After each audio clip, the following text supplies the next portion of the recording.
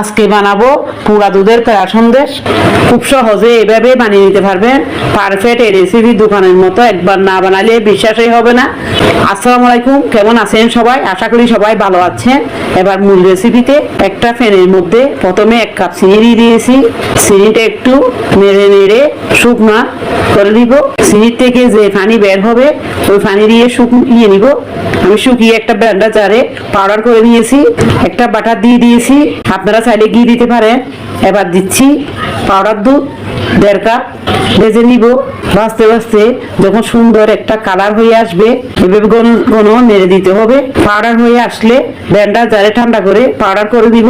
এবার বাটির মধ্যে নিয়ে নিয়েছি, দিয়ে দিচ্ছি চিনি যে গুঁড়া করে রেখেছিলাম 3 টেবিল চামচ চিনি দিয়ে দিয়েছি। মিষ্টিটা আপনাদের পছন্দ মতো দিবেন। গরুর দুধ দিব 2 টেবিল চামচ, আপনারা পরিমাণ মতো দিবেন। দুধটা আগে থেকে গরম করা ছিল, এবার হাত দিয়ে মেখে দিব। যখন মাখানো হয়ে যাবে আমি আমার পছন্দ মতো বানিয়ে নিব। এরকম করে সবগুলো আমি বানিয়ে নিচ্ছি। সবগুলো আমি এভাবে বানিয়ে নিব। এভাবে যখন বানানো হয়ে যাবে চিনি যে আমি পাউডার করে রেখেছিলাম পাউডারগুলো আমি লাগিয়ে নিচ্ছি। সবগুলো আমি লাগিয়ে নিয়েছি। দেখতে কত সুন্দর হয়েছে দেখুন, খেতে অসাধারণ। আপনারা একবার না খেলে বিশ্বাসই করবেন না। আমার এই ভিডিও ভালো লাগলে লাইক শেয়ার ফলো করবেন। ইউটিউব থেকে দেখলে সাবস্ক্রাইব করবেন। আশা করি সবাই ভালো থাকবেন। আল্লাহ হাফেজ।